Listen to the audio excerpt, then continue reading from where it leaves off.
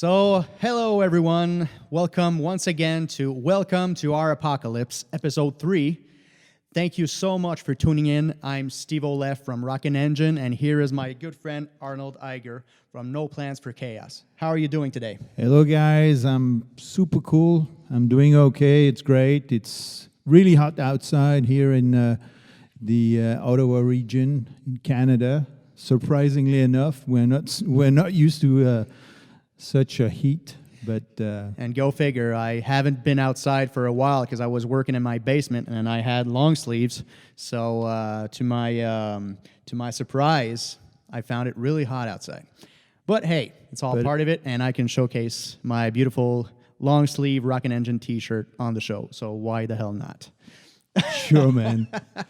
And I have some cold beer in the fridge. Well, there you go. For later. There you have it. Good refreshments.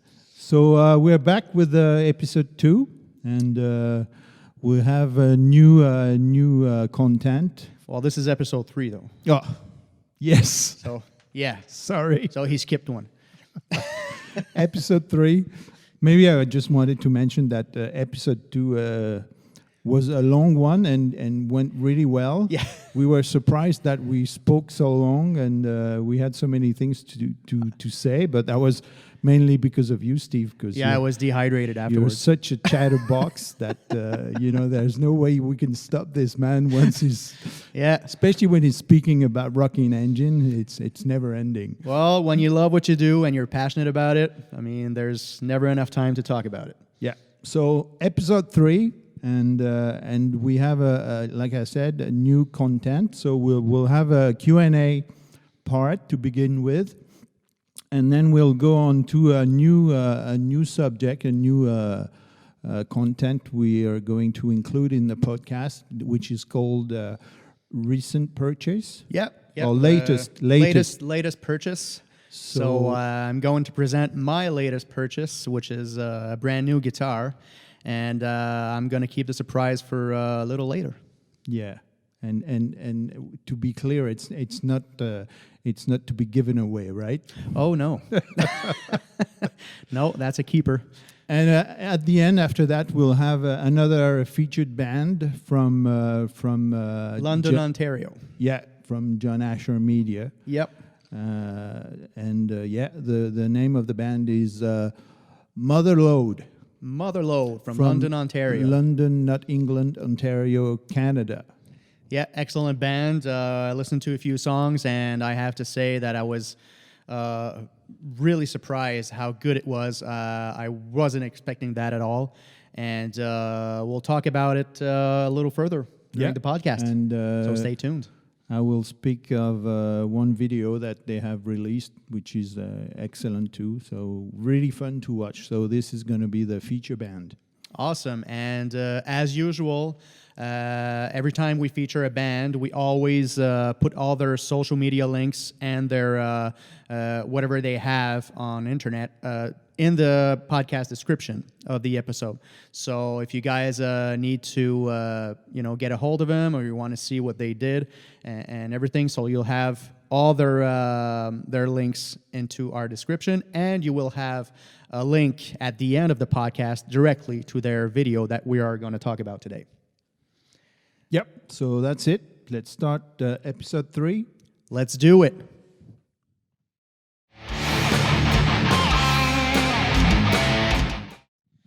All right, so now to the questions and answer. On this podcast, we're going to talk about something that we covered for ROCKIN ENGINE on previous episodes, but now what we're interested in is the concept behind No Plans for Chaos and the entire inspiration behind this whole project. So it's not only a band, there's a book, there's music, there's a lot of stuff behind No Plans for Chaos. So, Arnold. Yep. I'm here. I will explain. Explain to us. And I will answer all your questions about the No Plans for Chaos. Basically, the concept. Well, so to give you a date, the band started at around 2013. Okay. The first live shows we played, I think, were around summer of 2013. And then we had a couple of lineup changes, as you know, because it's always the way it is in the rock and roll Musicians. field. It's like musicians, bass player. So basically, yeah, we started as a 3-piece band, but we were looking for a second guitar player, which arrived later. And then we played live shows from 13 to 15. Okay. So like a solid 2 years. And then we lost our drummer, so we had to wait to get a new drummer. So basically, So you lost him how? You lost him like in the parking lot, or you? Well, in fact, it's a good friend of mine, and we're still in good. We have a very good relationship. It was Okay. He was just more interested in summertime playing golf than playing metal. So Okay, so his passion for music wasn't as big as yours. yeah. So at one point, we were offered to play in a like a mini festival in Ottawa. Okay. But then he booked for himself a golf tournament in Toronto. So basically, we couldn't play. Oh, So okay. we had to just ask another friend on drums so we can play the gig. So that was a little bit of A buzz killer right there. yeah, say. Yeah, I So understand. after that, we decided, well, since you think you're having more fun playing golf than playing music, then I think it's better for us to just call it a day. Yeah, there. I mean, yeah, it makes sense. So basically, and then we had like another, let's say, 2 years of like rehearsing, but not playing much because we didn't have so we had to find a drummer and a bass player. So it took us. So basically, And they're the two musicians that are really the hardest to find. yeah. I mean, bassists are really hard to find. Drummers, really good drummers, are really hard to find. So when you have to find both, I mean, it's a hell of a ride. I mean, we've been through that too, and we had to wait so long, before the entire formation was done. And but we're glad that now we're we're good to go. And So we had a drummer from like, let's say, the end of 2015. But then we were looking for a bass player. So we had probably 3 different bass players. So we got a stable lineup probably at the end of 2017. So that's when we started gigging again, more like a 2018. So yeah, we've played shows for 3 years, and then COVID hit, and then we had, I have another band now. So basically, the whole lineup changed. basically, yeah. Since COVID, it was like, let's redo it all, revamp the band. So basically, now it's a new drummer, a new bass player, and a new second guitar player. So do you think it's a good thing? In a way, what I mean is, do you think that it's going to bring out maybe more out of your band? Changing the entire lineup. Fingers crossed. Hopefully, yes, because there's always like a peak to a band, right? And this is really what happened with my last lineup. It was just like the guys lost the interest, I think, because we couldn't play, we couldn't do anything, and it's understandable. A lot of bands went through that during the pandemic, and it's really sad because I mean, not only independent bands, but even high-level professional bands. I mean, I just heard this week that Lexi from Steel Panther decided to go and do some. He decided he loved dogs more than his band. So I mean, look, if that's what you like, I mean, it's cool. But I think the pandemic really affected a lot of people, a lot of musicians, and it's a sad thing. But hopefully, 2022 will be the rise. It's a revival, definitely, because to answer your question, I think that the new relationship is always exciting. So I am excited. The other guys are excited. We made sure that we had the same views on what we want to do, how we want to do it. Yeah. So basically, I think I have a better team now than before. It's just a question of plugging the instruments and playing and jamming and see what's if we get the chemistry. The chemistry, like the magic. Yeah, exactly.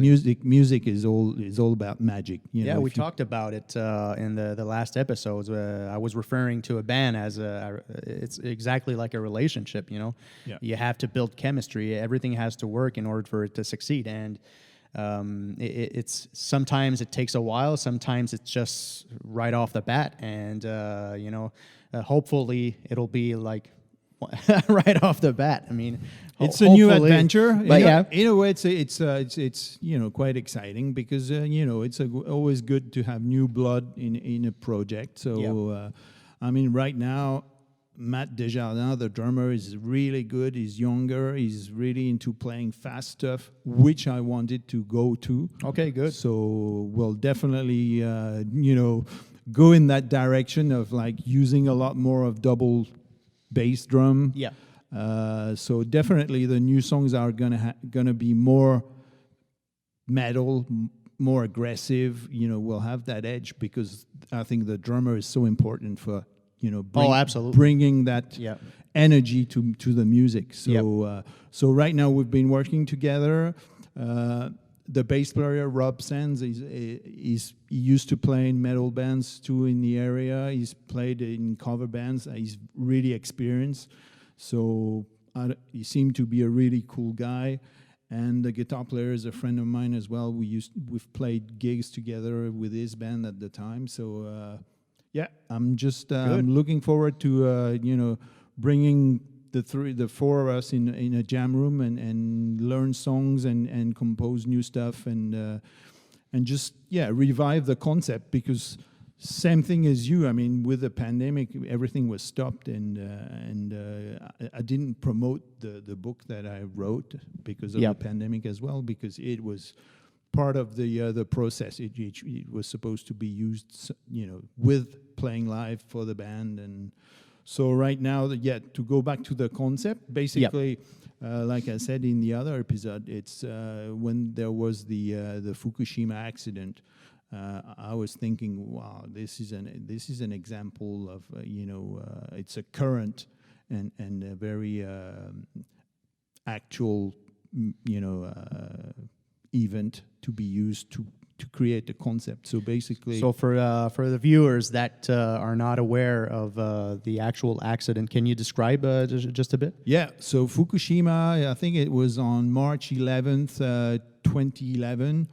There was a big earthquake outside in the sea at the east of Japan, and basically that earthquake generated a tsunami that went straight to the islands of Japan. Okay. And what happened is that the big wave hit the Fukushima nuclear power plant, and what it did is like it stopped the everything would like broke down.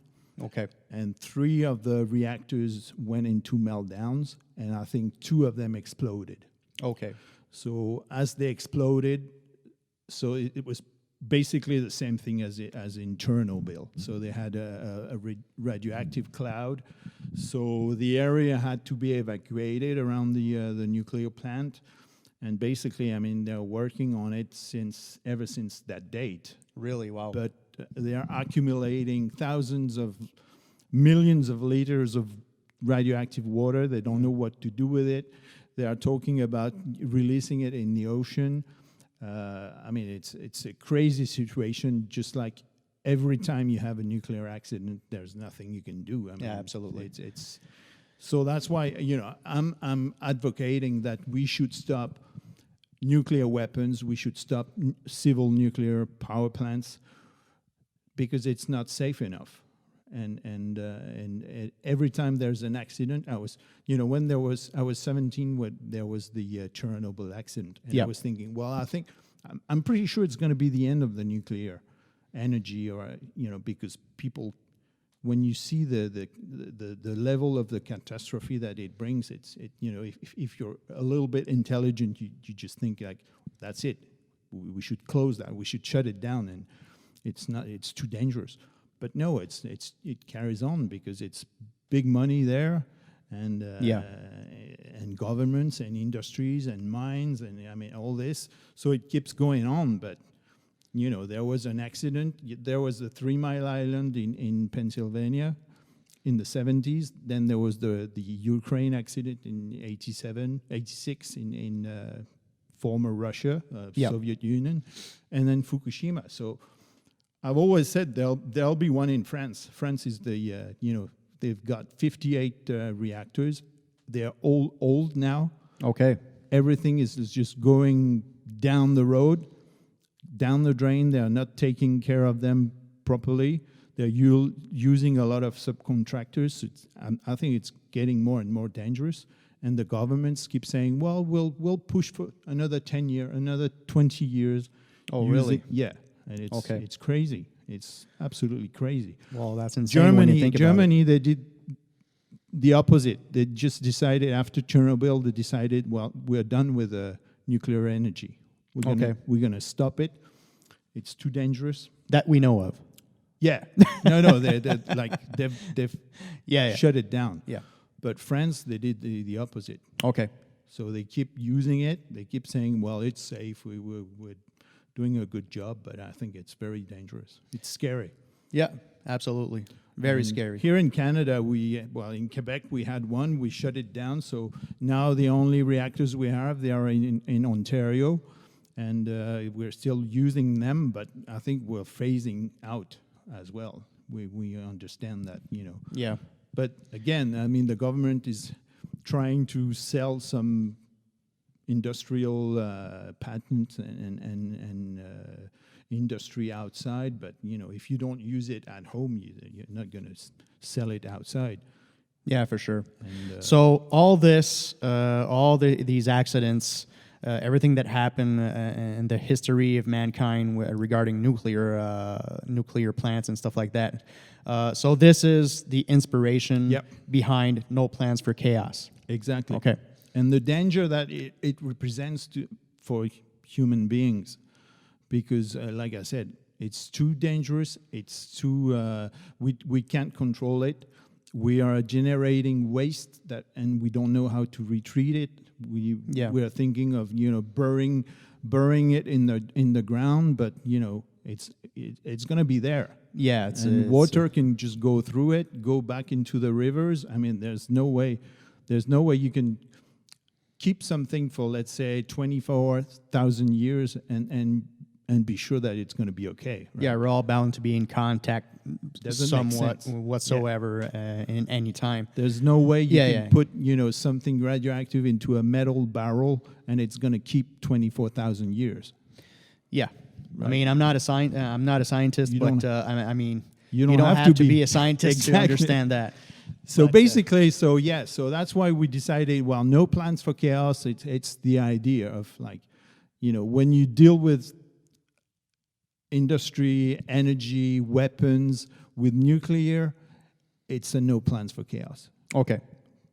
You're just going into the wrong direction. Yeah, well, it's a really cool concept. I like it. So basically, that was the idea. Okay. And starting from there, I wanted to just find something original as a band, something that nobody did, right? So I was thinking, well, maybe a film, maybe music, like a concept, because I'm really influenced by, Queensryche, Operation Main Crime. I think this was the best example of a concept album. Okay. I like all the Iron Maiden concept album too. Yeah. Even if they're not really concept album, but they're really graphic. So I like that idea too. And so I was thinking, what can I do to be original? And I was thinking, maybe writing a sci-fi novel with this idea of, the society using the nuclear industry and accidents and military conflicts and stuff.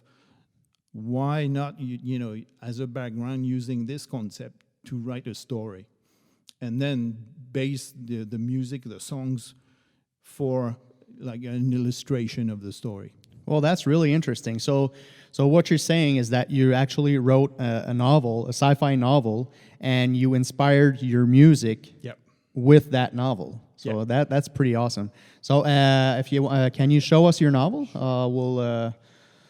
So the novel is titled, I don't know if you can see it there, but it's Return to Chernaya Bay.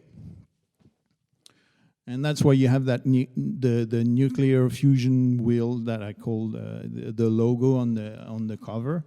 Yeah. And you have the forest of the dead trees there, because it's basically what it is. I mean, in the story, it takes place in 2077. Okay. So the Earth is half dead. Contamination is all around. So the only places where a human can live is underground in shelters. Okay. And it's like a group of scientists who are getting together, who are trying to save the future of mankind. And what they are doing, it's based on time traveling also. Okay. So what they're trying to do is to send information in the past so that people from the past can change, like, for example, the Fukushima accident. So That's really cool. Actually, today I was watching a movie which is called The Tomorrow War. And it's pretty much the same concept. Yeah, that's a good one. Yeah, it's a really good movie. Last week or 2 weeks ago. Yeah, it's a really good movie. And you're talking about it, and I was like, yeah, I haven't finished it yet. So, yeah, it's a so really basically, good movie. that's the idea. So yeah, just to go back to the music. So we have a song that is called Chernaya Bay. Okay. Which is it's a mid-tempo. It's almost like a ballad song. So just to give you a little bit of background on Chernaya Bay. Chernaya Bay is a place in Russia. Okay. But also in the former USSR, and it used to be a military base. Okay. So it's a military base that is located on the northern coast of Russia. And that's where they started the first nuclear experiments. Okay. So they exploded bombs there for maybe 10 years.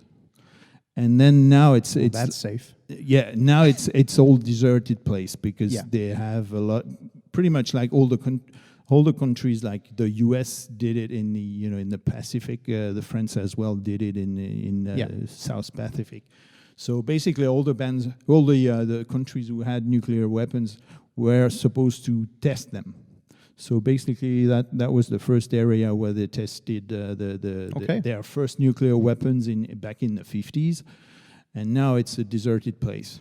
Okay. Because it's, in Russia, as you know, for example, they don't decontaminate places. They just go and leave that the way they. In ports they have like nuclear submarines rusting away there with still the nuclear reactor in them. Wow. And they don't do anything, and they have young kids playing around them. And if they were like testing for radioactive level, it would be like way up. But they don't care. And that's the way Russia is, right?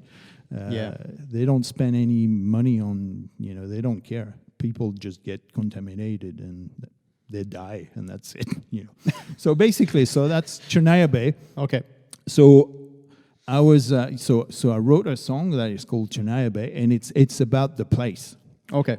And in the book, the place is referred to because one of the scientists is the son of one of the main scientists who worked in that Chernaya Bay military place. So there's this link to history. Yeah. There's a connection to the actual history of Chernaya Bay. Yeah. Okay. Yeah. Nice. So basically, his son, in 2077, is reusing his dad's experiments and work. Okay. To contribute to how they can send information in the past so that they can stop or limit or avoid accidents. Not all of them, because most of the story is about Fukushima. Okay. It started with a little bit of Chernobyl, but then it's on Fukushima. Okay. So you're not going to tell us how the book ends, right? Nope. Okay. No, and I don't want to give away too much about it, because if people are like me, I think it's a fascinating, like the whole nuclear thing is a fascinating world, right? Because you you have like espionage, you have like countries who are trying to steal from each other, you have even terrorism now that could use nuclear weapons. It's really or scary build- when you think of it. build nuclear weapons. Yeah. So you have a lot of things, and it can be really fascinating to just, if you want to dive into that, and so Learn that's why I more, yeah. wanted to write a story, that is original, and it's like a sci-fi fiction dystopian adventure. Well, that's really an interesting concept. So tell us, Arnold, where people can actually get your book. Yep. So basically, right now it's on Amazon.ca or .com. Okay. So basically, if you type in the title "Return to Chennai Bay," you will go to the page, and then you have two ways. You can have a paperback version, and if you prefer the electronic version, you have the ebook. Okay. And then you can just buy it. We will put the Absolutely. The link will be in the episode description as well. Exactly, and anybody that wants to dive into that world in the future, which is not. I mean, it's not too dark, because there is a light of hope at the end, and things well. Basically, it's not a story that ends really, because I could. Yeah, well, the story never ends. I mean, Yeah, you could write sequels. I could continue if I have the time and motivation, but Yeah. But at least it's like a first episode of the story. Well, I really like the concept. I think it's really original, and I think that the whole idea of creating your music based on your novel is really brilliant. So yeah, congratulations on your book, and Thanks, and hopefully it will sell. yeah, well, so right now what we want to do, I mean, and the other thing that we wanted to do as a band is that we wanted to use elements of the story to create a different story for, like, the idea we had was, how can we put something into image? Yeah. So we wanted to go with a web series. So I wrote scripts for 4 episodes. Okay. Using 4 songs of the set list we have, and then we did shoot 3 episodes of that. So it was called Nuke Task Force. Basically, it's like it's a group of 4 guys, just like the band. So that's why we see the band plus the characters of the 4 guys in the task force. Let's say they're into the world of 2077, and they are fighting mutants, because in this background of the story, like I said, you have the scientists and the non-contaminated people. They are living in shelters, but on top of the surface, you have a lot of people, nasty ones. Yeah, you have mutants, you have rebels, you have different clans. All right, and it's very dangerous. Okay. So if you go out in the wasteland, it's very dangerous, because people are just trying to survive. Yeah. Okay, so the idea of how we could bring into image part of the story was to say, well, okay, let's take 4 characters, put them in the surface, in the wasteland, and give them mission. And their mission is to kill mutants. Oh, damn. That's pretty cool. I mean, you should even write some comic books with that. Yeah, it could be interesting. Yeah. So basically, we used that 3 songs, and we did the video for those 3 songs. We were supposed to release a 4-track EP to back up those videos. Okay. But then we had changes in the lineup, so it's going to be a little bit difficult now. But I will include them in future podcast. Okay. Just because I think it's interesting to not to lose the work we did. And, For sure, and the ideas we had, because even if it's not finished, maybe we'll find a way with a new lineup to carry on with that, or Absolutely. We'll see. Yeah. So bringing back your band, so No Plans for Chaos. Do you have any albums? Do you have a few songs, singles that you released previously? Well, right now, yeah, we had like the song Revolution that was part of the concept. So that's on video. Okay.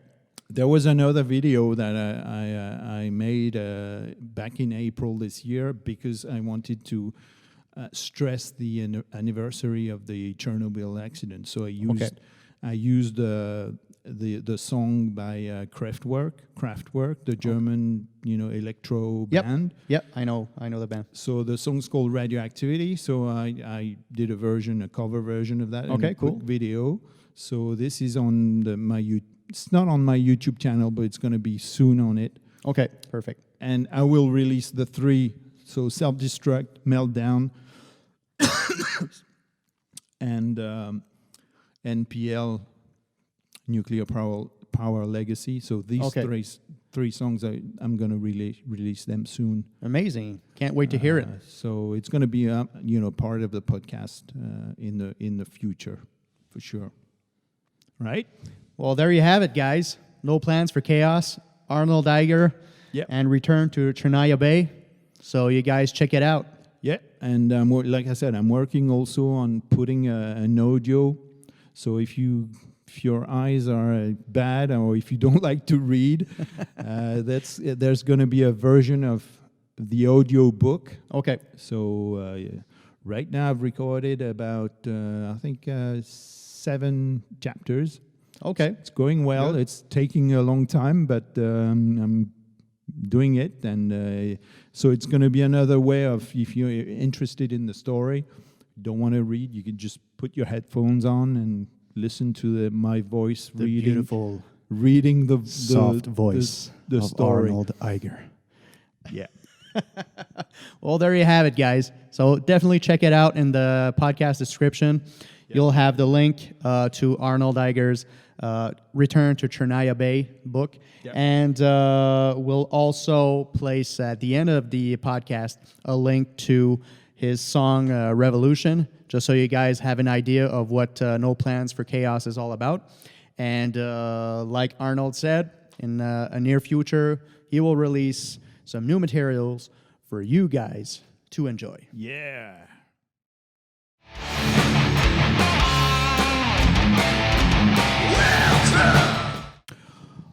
Right, so part of our podcast, Welcome to Our Apocalypse, we have different sections, so like I mentioned before.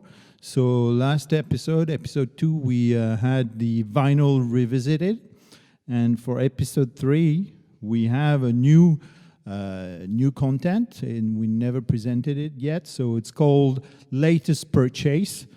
And the lucky guy here, Steve, had to treat himself with a brand new guitar. Yeah, that he will enjoy presenting. Yeah, absolutely, and give all the specs about that. Yeah, I'll give piece of gem. I'll give a rough idea of what this guitar is all about. First of all, I bought this guitar off of Reverb on the internet because the color was discontinued from the company. So with no further ado, I present to you my new ESP Eclipse in red sparkle. It is brand new. It's the E2 version, made in Japan. It's an absolute beauty, and I am really, really happy with this guitar. So it's a set-through construction. The neck is a set-through, and it's the entire guitar is made out of mahogany. So mahogany neck, mahogany body, and you have ebony fretboard. So there's a ebony fretboard on it. You have the ESP inlay here. So everything about this guitar is absolutely beautiful. You have the dark chrome. So Steve, why is it the E2? Why is it? Well, what is the signification of the E2? Well, the thing is, now ESP has two places where they build the guitars in Japan. So they have one place where it's the E2 factory, Okay. and the other is now, I think it's now known to build the standard ESP versions. Made in Japan, but it's just two separate factories. Okay. But they're both made in Japan, and they're both high-quality guitars. And so it's just different designs, or you would? it's actually would you the have same this- design. So you would have the same guitars made with at the two different factories. Well, actually, if you go back like a few years, ESP had one factory in Japan, and every ESP that came out of Japan was only ESP on the headstock. Okay. So, but now they have two factories. Okay. And the second factory is E2. Well, so every guitar that comes out of that factory is labeled E2 on the guitar. All right. And all the custom guitars, I think, are made in the USA. But I could be wrong. But I'm pretty sure they're made in the U.S. unless you go directly to the Japan factory to have your custom guitar. But if you go directly on the ESP website, every custom guitar that you will build from scratch is made in USA. So you have your USA custom guitars. Yeah. And they're really, really expensive. But this beauty made in Japan, I'm really happy I got it.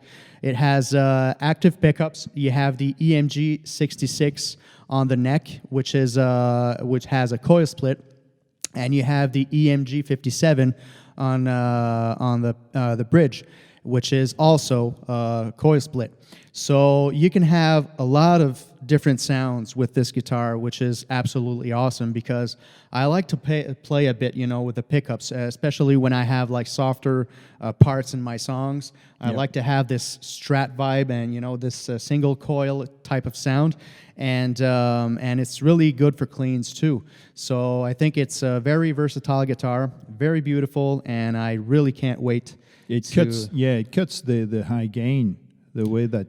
Yeah, when you split the split, coil. yeah. My Gary Holt ESP does the same thing with the, it's an EMG 89, and you can split the coil and have this beautiful sounding Strat-like sound, and you'll have this sparkling clean on the neck, and it's really nice. So I really love to play with that setup when I play like clean parts. But this is going to be a whole new experience here, and I can't wait to try it on stage for sure. Yeah, and I'm sure, and it's a revelation. It was a secret that Steve told me. Steve is hoping to be endorsed by ESP, so if you guys are at the factory in Japan are listening, then send an email to Steve. And I've always been a huge fan of ESP guitars. I've been using ESP guitars for as long as I can remember. I tried a lot of guitars in my life. I've talked to you before. Yeah. I like to trade guitars and try new stuff. Not because I didn't like the guitar, but I just like to try new guitars. Just for the fun of it. And every time that I managed to be stupid enough to get rid of a ESP guitar, I was always hating myself for it. And so at some point, I said, why am I doing this to myself? So how many ESPs did you buy? Wow, that's a good question. Because I know that maybe a dozen. I know that you have two, and so that's the third one. Yeah, that's the third one I have with me that I keep. And the other two I have is a Snakebite James Hetfield custom guitar, and I have the Gary Holt custom Eclipse guitar as well. I think it's two great choices. They're absolutely amazing. They're fun to play. Everything about ESP is flawless, and that's why it's my go-to brand, and I'm never, never, never disappointed with ESP guitars. So there you go. I think it's Alex Skolnick from Testament? Absolutely. He's on ESP, Yeah, right? he has his custom ESP Signature. Eclipse. Yeah. Same model as this one, and the headstock is a little different though. All yeah. right. But yeah, I mean, This guy is amazing.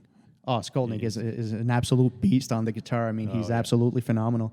And but yeah, I mean, you have a lot of amazing professional artists that use ESP guitars, and it's not from last year or the past 10 years. I mean, they've been using these guitars for the past 20 years, and they continue using these guitars, and there's a reason for that. They're absolutely amazing. And there's a little rivalry online when you go into ESP fan groups.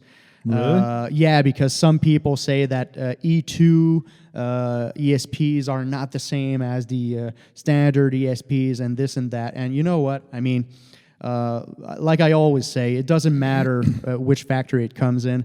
If you know how to play guitar, you know how to play guitar, and this is an amazing guitar, and I don't care what people say about the E2s. So just one quick question, Steve. So the E2 would be a higher standard than the L Limited? The LTD? Yes.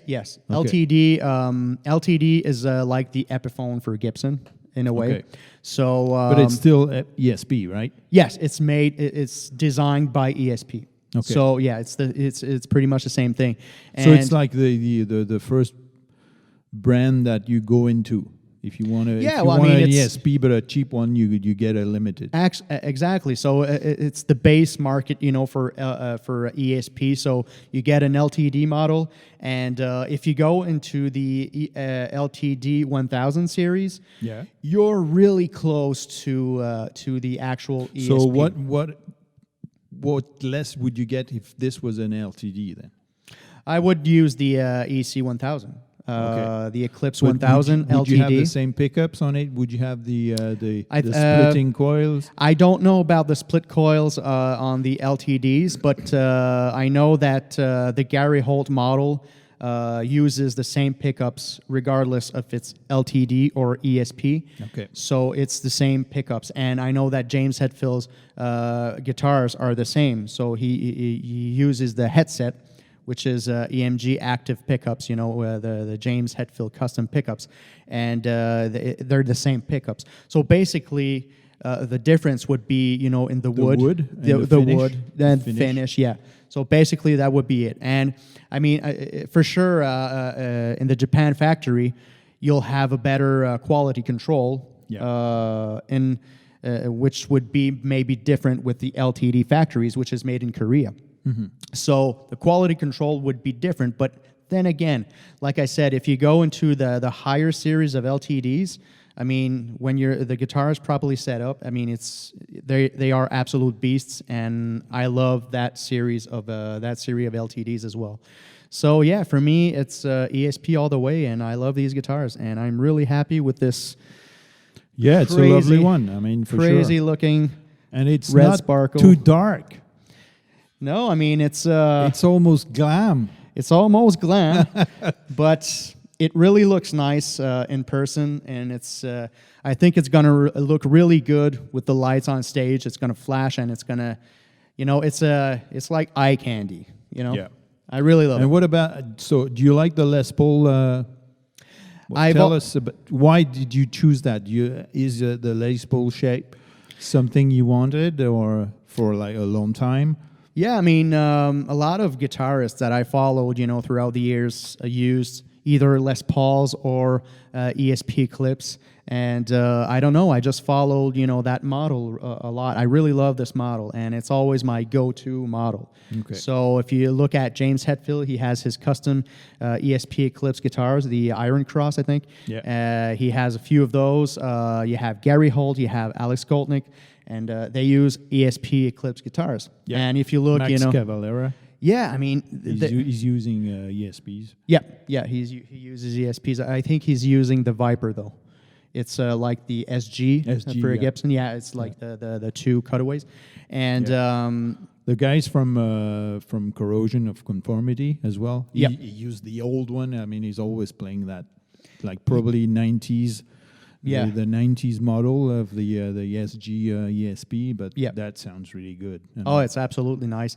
And I used to have the ESP M2, which I really hated myself for getting rid of.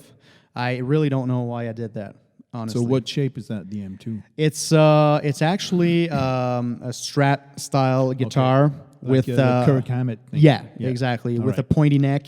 And so Kirk Hammett used that guitar for a long time. Was it reverse headstock? Yes, reverse headstock. Okay. The Horizon has the standard headstock. It's pointy, but it's a little different. Yeah. But the M2 is just like it's like a race car. I mean, this thing plays by itself. So and why did you I- sell it?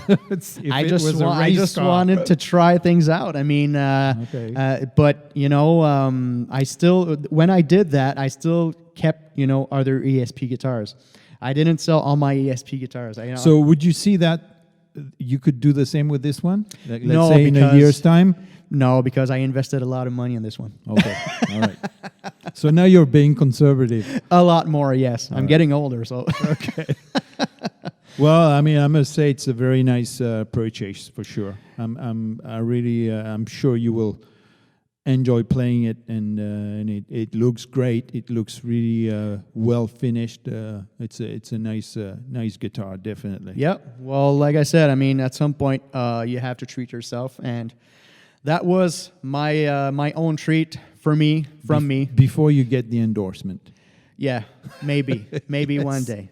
Never know. Well, I know a French band, so they're not really, really big, and they are endorsed by ESP.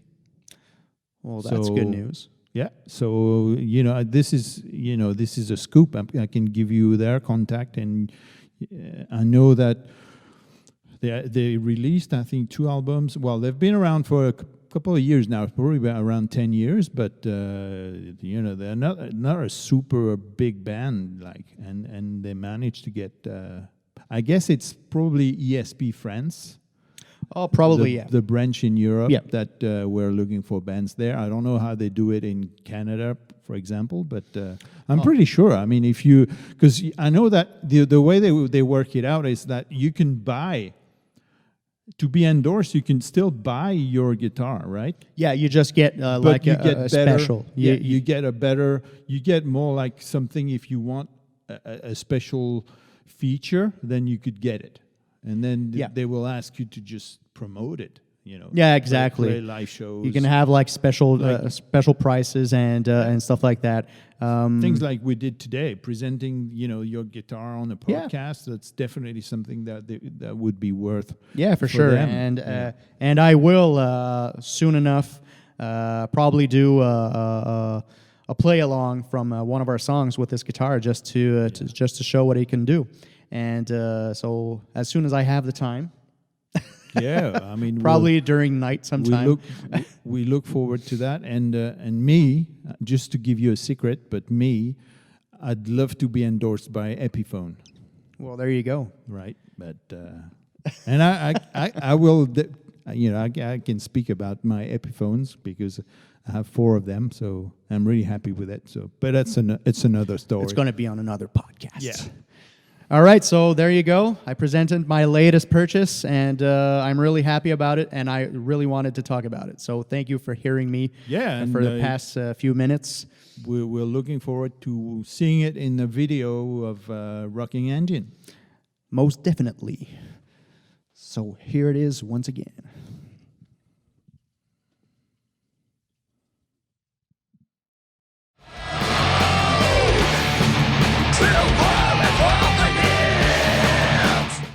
All right, so Arnold, we were given another amazing band. We were presented another amazing band by Asher Media Relations. So thank you, John, once again for sending us these amazing bands to discover. And we are here today to talk about the band Motherload from London, Ontario. So I just wanted to present the band members. So on vocals, you have Derek Lee. On bass, you have Chris McKitchen. I'm Sorry if I didn't pronounce it well. And on guitars, you have Patrick Davidson and Derek Haley. And on drums, you have Matt Ashton. So if you know these guys, you can tell them that we say hi and that we really, really love their new EP called You. Which is basically just a letter. And it was self-released on July 9th, 2021. So it's really, really recent. And it was produced by Thomas Ireland. So if you are fans of bands like Lamb of God, In Flames, and Mastodon, this is a band you really want to check out. They sound really amazing. The production is absolutely flawless. And today, Arnold, you wanted to talk about one song in particular. So which one was it? Well, this was the song they chose for the video. It's called The Visitor. Yep. So it's on the EP as well. Just to me, I would say that Mother Lode sound to a little bit old school death metal to me. I don't really see, the reference where you mentioned there, but I think it's not really fast. They have some nice mid tempos. Okay. Their sound is really heavy. The vocals are definitely death metal, but they have that old school to me edge, which is interesting because it's exactly the type of death metal that I like. Pretty much like Entombed. They are writing songs that are not like super fast. They like to go into the heavy, slow, and then use different rhythm in the same song. Well, Lamb of God and Mastodon have really nice rhythm sections, which I could relate to the way that they wrote their songs. Okay. I'm a huge Lamb of God fan, so I really like the chunky rhythm sections that they do. And it's just I know. Maybe if you're not really familiar with Lamb of God, you wouldn't say that it's very similar, but I really dig, that way of writing. And actually, that's one of our main influences when I write my rhythm sections. And I can see it, and Mastodon has a really nice way to write their rhythm sections as well. But, about the Visitors. So you wouldn't say that they have that little old school touch? Well, I think they do because Mastodon and Lamb of God have that, that old school vibe, in their writing, and that's what I love about them. Yeah. So it's not just some heavy riffage and like really fast paced riffs. It's like groovy all the time, and that's basically what this band is all about. Thrashy, groovy, melodic death metal. It's all about that. And and they're actually a pretty recent band. I think they were like they formed maybe for the past 2 years or something like that in 2019. Well, I think they've known each other for a long time. Yeah. And they've always talked about playing together, but it never managed. Or maybe they played together, but never really got to the status of like creating a band. Yeah. And I think they're reunited. Yeah, two of the members actually met at work, and that's where they started chatting about redoing some music together. Yeah. And I think that was the spark, that started it all. And afterwards, they got their other members, and they when they had their third member, they started jamming, and they wrote like 4 songs in the first jam or something like that. So I guess that they already had a lot of material and repressed sexual energy, so they wanted to get some music out, and I think they did an absolutely good job on that album, and so I can't wait to hear what you have to say on The Visitors. Yeah, well, the video is to me, we were talking about concept, and they really developed a nice concept.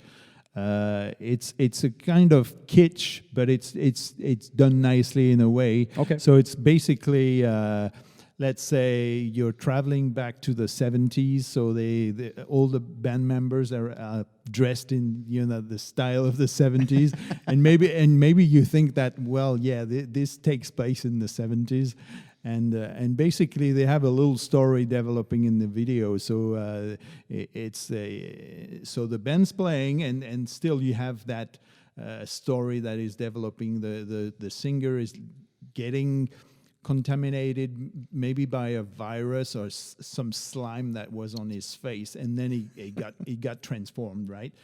He has the visit of the doctor coming to his house, and he's killing him still the band while the band is still playing. Oh, so that's they have good. that old kitsch horror film of the 70s kind of vibe there. And it's very done in a humorous way, so it's cool. It's really nice, and I'm sure I don't know if you've seen it, but I recommend you watch it because you will love it for sure. Well, that's the first thing I'm going to do after the episode, because unfortunately I didn't have the time to watch the video. I listened to the song, and I really loved it. I really, really loved it. And like I said, I got this, that old school Lamb of God Mastodon vibe in there. And I really like the vocals, the mix of all this together. Yeah. Absolutely brilliant. Yeah, it's a great song. like I said, I like the different rhythm sections, the mid tempos. They have some like arpeggios, so there's a lot of color in the music. It's not just like blasting riffs, you know. So I think that's important, especially if you're into that kind of music like death metal. It can be, it can be a little bit tiresome when it's always the same structure, and so for sure. I think that was and from listening to other songs as well, I can tell that they're trying to just be not repeating themselves in every song with the same recipe. So I really enjoy, and I think that the idea with the video was quite fun. It was nicely put together. It's probably not like the $100,000 production thing, but who has $100,000 to produce a video now? It's still a nice video, and with a quick sharp edge to it. Okay. With a little story, and I think it's basically the whole concept of the you thing is like alien coming, or you have that contamination thing, and it's maybe a little bit like the zombie apocalypse as well, kind of thing. So it's interesting. It's in the it's in the moment. Oh, nice the vibe. So and the sound's great. Yeah, I like the vocals. I think it's if they were playing Ottawa, I would definitely go and see them. Absolutely, for sure. So there you have it. So you, from the band Motherload from London, Ontario, congratulations on your release. And for all you viewers, we will post the link to their video, The Visitors, at the end of our podcast. And we will also include all the social media links in the podcast description. So thank you guys, and congrats once again. All right, Arnold. So it was really interesting to learn more about the concept of your band today. So I really enjoyed that conversation, and I hope you guys did too, because there was a lot of information here, and it's going to be even more fun when you see Arnold Eigger and No Plans for Chaos playing live, now that you understand the whole concept behind it. Yeah, it was my pleasure for sure. Episode 3 this time, right? I'm not getting it wrong now. Yeah. So it's the end of it. So how do you feel, Steve? I feel really good. I mean, I think we're getting the ball rolling here, and we're getting more comfortable on each episode. So yeah, and I think we're like bringing new ideas, new sections, new things that might interest the viewers. You guys, thank you for following us, and it's really appreciated that we hope to get more and more people sharing and subscribing and joining, and that's the whole idea about the podcast. Is I mean, if you guys enjoy what we do, you can support us by following us and subscribing to our YouTube channel. And you can share our podcasts. And if you have some comments or suggestions, I recommend that you put them in the comment section of our podcast. And we will be happy to respond to your comments or questions. And so I hope to see you guys very, very soon once again. thank you so much for joining us today. And thank you, Arnold, for Thank you, all the Steve. information you gave us. And Sure. so we're going to see you guys on the next episode of Welcome to Our Apocalypse. Stay metal. Welcome